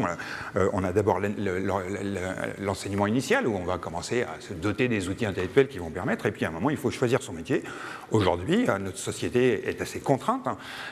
Ces technologies qui sont par nature ubiquitaires, c'est-à-dire, vous le disiez très bien tout à l'heure, votre corps est un endroit, votre esprit est d'ailleurs, permettent de se rendre absolument partout dans la planète, dans le passé, dans le futur, dans l'espace, dans le symbolique, dans le réel. Voilà. C'est ça les pouvoirs magiques. Une partie des pouvoirs magiques de la réalité virtuelle, c'est de pouvoir se projeter dans des environnements et donc choisir son orientation professionnelle avec plus de conscience et plus de motivation qu'on le fait aujourd'hui avec des supports traditionnels qu'on appelle flat, qui sont les écrans, qui ont une grande qualité, qui sont des outils de transition vers cette nouvelle révolution de l'ubiquité et des pouvoirs magiques de la réalité virtuelle. Alors, je pense que là aussi, Olivier, oui. Ce qui est intéressant par rapport à la formation professionnelle, ce que je vois par le prisme jeu vidéo, c'est à quel point le métier de quelqu'un peut devenir le divertissement de quelqu'un d'autre.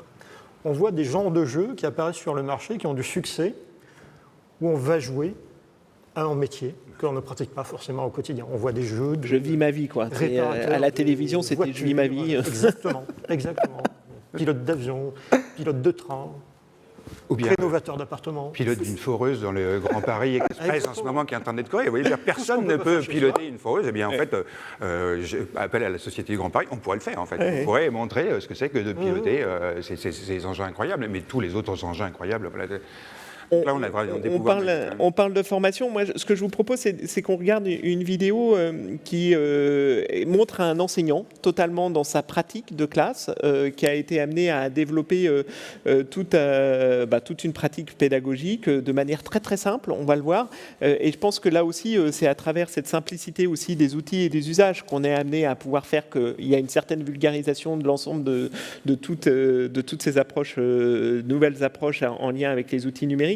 Je vous propose qu'on regarde la vidéo et on réagirait là-dessus. Ça s'appelle Cahier augmenté.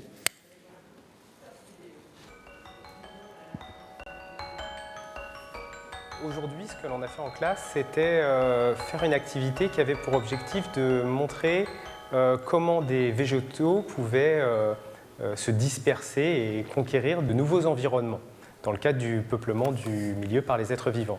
Là, je voudrais que vous me montriez comment vous pensez que cette semence dans la nature va faire pour se déplacer. D'accord ? Donc je te filme et comme ça tu me montres comment tu penses que ça marche.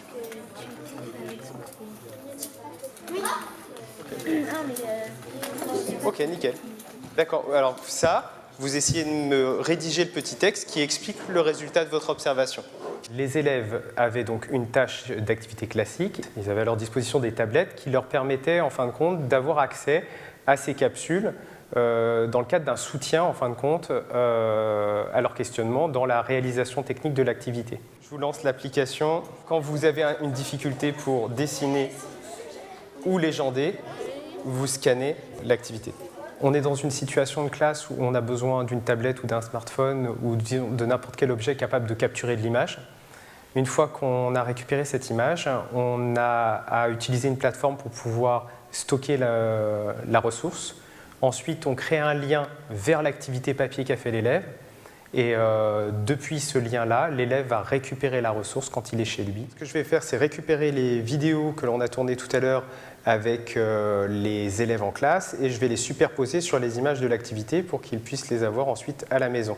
J'indique que je veux que ce soit le chardon. Je vais appliquer sur cette image la capsule de tout à l'heure que l'on a tournée en classe. Donc, je la télécharge. Elle est dans mon album photo.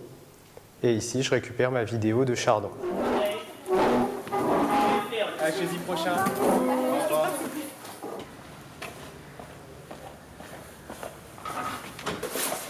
Le cahier classique de l'élève, c'est des activités qui répondent à des problématiques et ensuite des notions. Quand l'élève retourne dans son cahier pour apprendre ses leçons, il est obligé de faire un effort pour se souvenir des situations de classe et afin de s'approprier la connaissance qui est dans son cahier. L'apport de la réalité augmentée, en fin de compte, c'est que l'enseignant, quand il prévoit ses activités, il y associe les images qui vont être soit un soutien dans la réalisation de l'activité, soit des situations de classe filmées ou photographiées qui vont indicer la mémoire de l'élève et lui permettre d'accéder plus facilement aux souvenirs de la séance et de faire le lien. Ça fait 3 ans que j'utilise la réalité augmentée. En fin de compte, le temps que l'usage du smartphone, des tablettes rentre dans le quotidien des élèves et que le taux d'équipement des élèves devienne suffisamment conséquent pour ne pas créer de fracture, on va dire, entre les différents élèves qu'on avait. Le vrai bonus de la réalité augmentée, c'est déjà de donner envie à l'élève d'ouvrir son cahier. Il n'y a plus le côté rébarbatif, il y a de l'image, il y a du son, ça donne envie. Deuxième aspect, ça va être d'aider à remobiliser le souvenir de ce qui se passe en classe et du coup de faciliter le travail d'élève. L'avantage de ce dispositif, c'est qu'il est facile à mettre en place. On peut capitaliser en fin de compte ces ressources au fur et à mesure des années pour pouvoir ensuite en ajouter. Donc on a besoin d'un smartphone ou d'une tablette.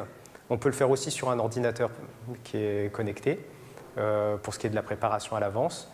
Ça prend le temps de prendre l'image, le temps en fonction du débit de mettre l'image sur le net. Et ensuite c'est fini, c'est déjà fini. Les élèves d'aujourd'hui sont dans le monde du numérique et si on veut les préparer efficacement à leur vie d'adulte et à l'intégration dans le monde professionnel qu'ils vont devoir vivre d'ici 4, 5, 6 ans, à un moment donné, il faut qu'ils connaissent les outils, qu'ils les utilisent et qu'ils se les approprient. Donc on ne peut pas faire abstraction de ces nouvelles technologies. Donc on voit bien la question de l'intégration, la question de l'insertion professionnelle, la question de développer des compétences numériques. Ça a l'air tout simple comme ça, non ? Ça l'est de plus en plus. Hein. Oui, on est sur des technologies qui sont aujourd'hui à un niveau de maturité, en particulier à la réalité virtuelle. Le sujet de la réalité augmentée est assez intéressant, je trouve, parce que je considère que c'est un anachronisme historique. Hein. C'est-à-dire que tous les outils de production, les assets 3D, Sketchfab aujourd'hui est le store mondial devant tous les GAFAM, qui vient d'ailleurs d'être acheté par Epic. Voilà, vous avez une quantité d'assets 3D que vous pouvez mobiliser à travers effectivement des périphériques existants, qui est juste absolument colossal. Donc ces outils, ces technologies sont matures, même si l'anachronisme historique est que les outils, les contenus sont disponibles pour la réalité augmentée, mais pas les périphériques. La vraie réalité augmentée, c'est celle de demain, lorsqu'on aura des lunettes qui nous permettront effectivement d'afficher ces éléments digitaux et d'avoir cette notion d'immersion, c'est-à-dire on ne regarde plus un écran, mais on est dans l'univers, que ce soit un univers réel, c'est la réalité augmentée puisqu'on utilise des lunettes et non pas des casques occultants, et à l'autre bout, c'est la réalité virtuelle, où cette fois-ci on s'isole du monde réel, ce qui ne veut pas dire du tout une expérience solitaire, hein, comme ça a pu être mentionné, mais au contraire une expérience collective planétaire, hein, puisqu'on peut rencontrer des gens en réalité virtuelle sans notion de distance, cette idée d'ubiquité, et d'avoir des activités qu'on ne peut pas faire dans la réalité. Donc là, aujourd'hui, on est vraiment sur des phases de transition où il est extrêmement intéressant de voir qu'effectivement les enseignants, les formateurs et leurs élèves, leurs apprenants, se saisissent de ces technologies qui sont de plus en plus accessibles pour développer des nouvelles compétences qui, pour le coup, vont être nécessaires aux entreprises à partir du moment où ces jeunes et ces moins jeunes, lorsqu'ils arrivent en fin de cycle, sont nécessaires aujourd'hui dans les entreprises pour s'adapter aux nouvelles données économiques. Et c'est un peu cette notion de reverse engineering que vous aviez évoquée tout à l'heure, c'est que plus effectivement le monde éducatif est de la formation tout au long de la vie. Moi, je pense qu'il faut conserver ce continuum. La formation initiale n'est qu'une phase et qu'on gagne et on prend du plaisir à apprendre toute sa vie. Moi, j'ai repris 2 fois des études. Ça a 2 fois été des moments pivots et surtout des moments d'extrême satisfaction personnelle de reprendre des études. Donc, conservons cette notion du continuum dans lequel, effectivement, il y a une phase d'orientation initiale, mais on change de plus en plus de métiers, donc on a à nouveau des choix d'orientation à faire. Développons tout au long de ces dispositifs de formation l'usage de ces technologies qui permettent effectivement de rendre tangible, d'apprendre par le faire, de mieux mémoriser. Le monsieur le disait très bien, à partir du moment où on a vécu une expérience et qu'on peut la rejouer, eh bien, c'est bien plus profondément ancré dans sa mémoire que lorsqu'on assiste passivement à un contenu. Et à partir du moment où les jeunes, les moins jeunes maîtrisent ces technologies, elles gagnent une plus-value de compétences professionnelles qui, aujourd'hui et demain, va être de plus en plus nécessaire aux entreprises. Et là, on gagne un très fort vecteur d'orientation et de construction de son parcours professionnel. Alors, vous nous avez expliqué aussi tout à l'heure que vous aviez développé un lieu, un espace. La question des tiers-lieux aussi, une question assez essentielle quand on est amené à parler de réalité augmentée ou de réalité virtuelle, puisqu'on a un enjeu d'acculturation réel aujourd'hui autour de toutes ces notions et autour de tous ces outils. Là aussi, comment votre tiers-lieu doit être à faire de lance de ce qui peut exister en matière d'immersion et comment vous êtes amené aussi, et on voit aussi la semaine dernière, le Premier ministre a entre autres été amené à valoriser toute la politique des tiers-lieux et le développement de tiers-lieux en se rendant en région Normandie où il a cherché à faire que le tiers-lieu puisse devenir aussi des espaces de co-construction du savoir. La première chose qu'il faut dire effectivement sur l'existence de cet endroit, de cet Immersive Learning Lab, c'est que lorsqu'on parle des technologies immersives, en particulier avec le niveau d'exigence qu'est le nôtre, c'est-à-dire le troisième écran, des périphériques portés devant soi, c'est qu'il faut expérimenter ces technologies. Tant que vous n'avez pas mis un casque de réalité virtuelle, des lunettes de réalité augmentée, même s'il y en a peu, il commence à y en avoir, voilà, vous ne percevez pas l'exceptionnelle plus-value de ces nouveaux médias et de ces nouvelles portes ubiquitaires. Donc il faut mettre des casques de réalité virtuelle, il faut faire de la réalité virtuelle ou de la réalité augmentée lorsque l'on veut développer un projet. Donc il faut qu'il existe effectivement des endroits ludiques, il existe des endroits où on peut vivre des expériences. MK2 avait ouvert le premier espace comme ça, il y en a d'autres en France. Eva, qui aujourd'hui fait du sport en réalité virtuelle, bon, assez dans l'esprit de Splinter Cell par exemple, mais en tous les cas, voilà, ouvre aujourd'hui, je crois, sa 18e salle, membre de France Immersive Learning, ça va sans dire. Donc il faut aller faire de la réalité virtuelle pour pouvoir appréhender le potentiel de ces technologies et ensuite le mettre en rapport avec ses besoins et ses ambitions. Ce que nous essayons de faire avec ce pôle de compétences, qui est donc composé de l'association et de son lab, c'est de créer une usine à savoir ces technologies, à savoir-faire. Quand je parle de savoir-faire, c'est savoir concevoir, mais c'est aussi savoir distribuer, mettre en œuvre, savoir utiliser. Et avant tout, puisque nous sommes très focalisés sur l'utilisation de ces technologies au service de la transmission d'une manière générale, c'est savoir transmettre. Et ça s'apprend. On est sur des sujets et des médias qui, comme ça a déjà été dit, sont des médias très émergents. Donc il faut absolument s'approprier les spécificités de ces environnements spatialisés pour repenser les activités pédagogiques au sens large, ou andragogiques, on va dire pédagogiques et andragogiques, de façon à adapter la puissance de ces médias aux dispositifs dont on a besoin. Donc l'idée avec cet Immersive Learning Lab, c'est bien de faire un cœur d'un réseau qui ensuite va pouvoir se répliquer en région, de façon à fonctionner comme un cœur, descendre de la connaissance, des contenus, descendre un réseau, okay, puisque l'association France Immersive Learning est bien le point d'entrée sur l'ensemble des producteurs de contenu. Et il était justement dit tout à l'heure que l'enjeu aujourd'hui, ce n'est pas les périphériques qui existent. Vous pouvez tous aller acheter un casque de réalité virtuelle à la Fnac, chez Darty, chez But, pour 350 €. Même si c'est un casque qui appartient à Facebook, et donc il y a des contreparties que vous avez rapidement évoquées sur la question des données tout à l'heure. Voilà, donc l'enjeu est vraiment de créer un réseau qui permette de se nourrir et de diffuser ces savoirs pour que, in fine, l'objectif premier de l'association qui est de créer une filière d'excellence française de l'immersive learning pour que nous puissions développer les compétences de nos jeunes et des adultes, de tout à chacun, découvrir le plaisir d'aller visiter des musées sans nécessairement être en capacité de le faire parce que tout le monde ne peut pas venir dans ce très beau musée de Metz. Donc, faire que la France soit un des acteurs majeurs de cette révolution qui, nous n'en doutons pas, va complètement, de la même manière que les smartphones l'ont fait dans la décennie qui vient de passer, totalement bouleverser la décennie qui vient. On voit bien aussi qu'à travers ces espaces de tiers-lieux, la capacité, par exemple, qu'un enseignant d'aller dans un tiers-lieu, c'est aussi sortir de son monde et être en capacité d'être dans un autre endroit différent de la classe et différent aussi un endroit de sécurité, un peu, où il va pouvoir se tromper lui-même et apprendre différemment. On a été amené aussi à aborder, quand on a échangé ensemble, sur la question de l'architecture scolaire. D'une certaine façon, on va changer aussi de bâti scolaire parce que vous m'expliquez, une classe, il ne faut pas qu'il y ait de meubles dedans pour faire de la réalité augmentée ou de la réalité virtuelle, en tout cas de la réalité virtuelle plus que de la réalité augmentée. Mais... Plutôt de la réalité virtuelle, oui, effectivement. Ce qu'on appelle les technologies immersives, c'est un ensemble de technologies qui sont très différentes et qui, spatialement, en termes d'aménagement des espaces, modifient les choses. Donc il y a la réalité augmentée, qu'on a aperçue et qui demain vous mettra votre GPS ou vos messages devant les yeux. Il y a la réalité mixte qui permet d'interagir avec des objets digitaux dans le monde réel. Donc là, on est toujours sur des choses non occultantes. Et puis ensuite, on a la réalité virtuelle qui, cette fois-ci, aussi permet de s'immerger complètement en étant libéré du monde extérieur.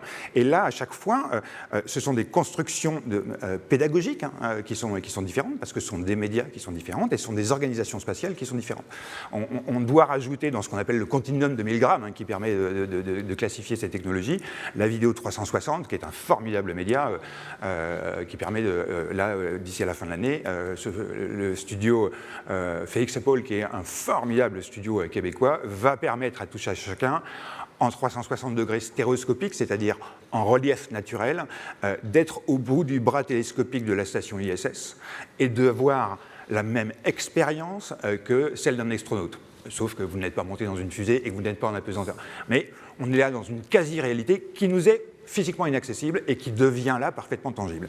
La vidéo 360, c'est un très bon média parce que vous n'avez pas besoin de bouleverser l'organisation spatiale, vous avez besoin juste d'une chaise pivotante. Donc c'est un vecteur très puissant d'appropriation des technologies immersives et puis en même temps en termes de conception, puisqu'on capte un environnement réel. Il y a des très gros enjeux de scénarisation pour rendre le sujet intéressant, mais voilà, on est sur des choses qui sont assez économiques à produire. Si par contre vous faites de la réalité virtuelle, vous avez besoin de pousser les meubles. L'intérêt, c'est de se déplacer et d'interagir dans ces univers. Donc, il faut enlever les meubles. Donc, on a besoin de vider les salles de classe ou bien d'aller sur les terrains de sport de façon à pouvoir collectivement avoir cette ubiquité, cette téléportation possible dans tous les champs de connaissances, même si la réalité virtuelle et ces technologies ne répondront pas à tous. Donc il y a des vrais effectivement enjeux d'adaptation des environnements, et on en revient là à notre triptyque conception, mise en œuvre, déploiement. La question du déploiement est un véritable enjeu, y compris dans ses dimensions physiques. Très bien, merci beaucoup Nicolas. Je crois que nous avons une question dans la salle ou des questions dans la salle. Voilà, on vous écoute.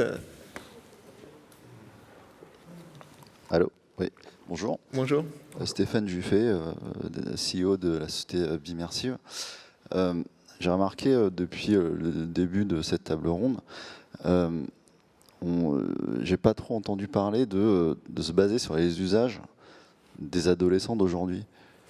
C'est-à-dire que ceux qui sont sur Fortnite, Roblox, Discord, qui passent leur vie connectée, etc., qui font des lens et qui font de la réalité augmentée toute la journée avec Snapchat et Instagram, et en se faisant des selfies, en envoyant leurs selfies à leurs amis. Et je me demande, est-ce que leurs usages du quotidien sont pris en compte pour des outils pédagogiques en réalité augmentée ou en réalité virtuelle ou en 3D tout court. Est-ce que cette démarche, elle est prise en compte? C'est une vraie question que je me pose. Quand on voit ce que fait Ubisoft dans la démarche inverse, c'est utiliser des assets d'un jeu vidéo pour en faire un truc ludo-éducatif, je trouve ça super sympa. Maintenant, je connais très peu d'adolescents qui jouent encore à la PS5, qui sont tous sur Fortnite avec un smartphone. Voilà, c'est la question que je me pose. Alors, du coup, Christine souhaite répondre, qui est restée dans la salle, voilà, qui va vous répondre aussi par rapport à cette question. J'adore votre question. Elle est formidable parce qu'elle est réelle. C'est-à-dire qu'aujourd'hui, on est entre adultes et on se projette et on imagine et on a la culture aujourd'hui de toute l'expérience utilisateur qu'on a eue dans le domaine du numérique et dans le domaine de notre vie personnelle. Et en fait, je vous donne l'expérience d'une ressource qu'on a construite autour du bien-être scolaire qu'on est en train de développer en VR. Et on avait travaillé avec l'entreprise, etc. Et l'idée, c'était déjà de s'installer sur les personnages. Et pourtant, on est, nous, dans le monde de l'adolescent avec nos élèves et on avait plein de planches et on a testé plein de planches et on était sûr d'être moderne. En plus, c'était une jeune start-up, etc. Enfin, il n'y avait pas de problème.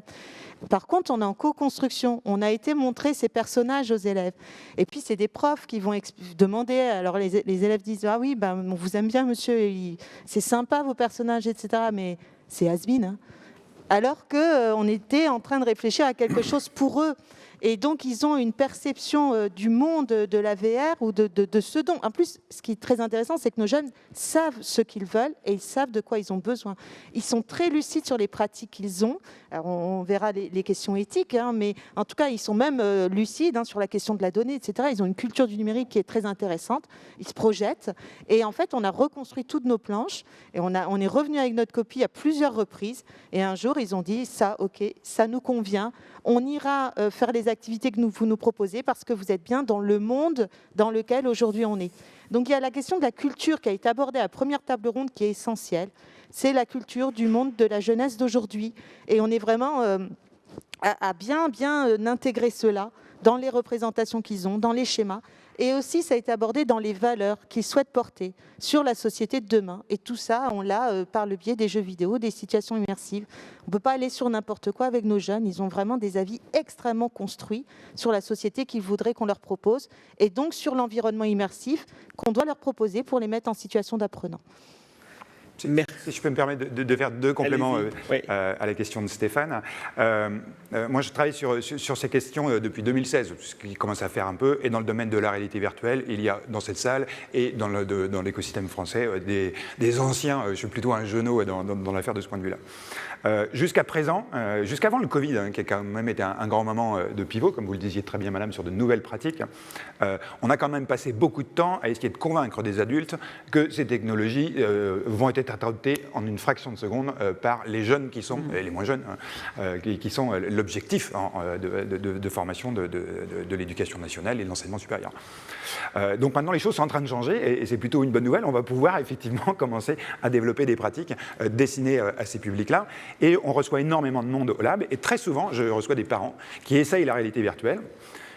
Et quand ils retirent le casque, ils disent « Waouh, c'est complètement incroyable, mais je ne vais pas acheter de casque parce que sinon mes enfants ils vont disparaître. » Donc il y a aussi cette espèce d'angoisse qui est liée à un surcroît d'écran tel que ceux qu'on les connaît, qui sont, somme toute, relativement passifs. Quand vous êtes sur un smartphone, sur une console, vous êtes assis, alors que la réalité vous met debout, en interaction, voire en activité physique. Faites un combat de boxe dans les jeux de réalité virtuelle, vous allez voir qu'au bout de 3 minutes, c'est comme si vous étiez sur un ring. Donc il y a aussi cette dimension qu'aujourd'hui, on a un frein de la part des adultes qui nous permet de développer ces technologies qui vont être adoptées à la vitesse de la lumière par les jeunes, parce qu'effectivement, ils sont parfaitement aware, comme disait notre grand acteur. Une autre question ? Bonjour, bravo pour ce panel très riche. Ma question est, quel est votre point de vue, quel est votre avis sur le fait que la Chine tende à brider aujourd'hui l'accès numérique auprès des enfants, l'accès numérique au sens large, c'est-à-dire réseaux sociaux, jeux vidéo. Je crois qu'il parle d'1 heure par jour uniquement. Voilà. Plutôt 3. 3 sur le jeu online. Effectivement, c'est quelque chose qu'on suit de près. C'est intéressant d'avoir des points de vue chinois sur la question, justement. Alors, on parlait des usages, justement, donc c'est bien aussi de se mettre à la place des Chinois et de pourquoi ils prennent ce genre de décision. Et on a des retours d'informations vraiment intéressants, qui ne sont pas forcément les messages qui circulent en Occident, par ailleurs. On l'a vu notamment par rapport à tout ce qui était éducation online en Chine. Le crackdown, on va dire, de Xi Jinping a commencé par d'abord les boîtes qui bossent sur les équivalents du Udemy en Chine. Et la raison que vous donneront des Chinois, si vous interrogez là-dessus, c'est que pour eux, c'est s'attaquer à un levier inégalitaire. Les enfants chinois, à cause de la démographie, ont une pression sur les épaules incroyable. À cause de la politique de l'enfant unique en Chine, on a des enfants qui doivent subvenir aux besoins de leurs 2 parents, des petits-enfants qui doivent subvenir aux besoins de leurs 2 parents, leurs 4 grands-parents. Donc on place, à cause de cette politique qui a existé, les enfants chinois dans un modèle ultra compétitif où on leur met une pression de dingue pour qu'ils surperforment à l'école, pour qu'ils aient des carrières hyper lucratives. Et on leur fait du mal en faisant ça. Et quand vous interrogez les Chinois, ils vous disent la raison pour laquelle on fait ça, c'est pour arrêter cette course, cette pression de dingue qu'on met à nos gamins. Donc c'est intéressant de le voir sous cet angle-là, en fait, de se dire non, on veut remettre un petit peu les cartes à plat pour arrêter aussi toutes les dérives financières qui pouvaient être engagées autour de ces choses-là. De dire je vais investir énormément pour aussi, en tant que parent, mettre une pression de dingue à mon gamin. Donc oui, il y a une vraie question sur la compréhension de ces usages-là. Et quand on prend les acteurs du jeu vidéo chinois, si vous regardez le type de produit sur lequel ils travaillent, Ils ont été aussi vers des types de jeux avec une monétisation intégrée hyper forte, hyper agressive. Donc pour certains acteurs de ces marchés sud-asiatiques, du sud-est asiatique, vous avez des gens qui vont designer des jeux justement dans lesquels on doit faire pondre régulièrement de l'argent à l'utilisateur. Voilà, le système des gachas, justement, voilà, ça a vraiment été poussé au départ par là-bas.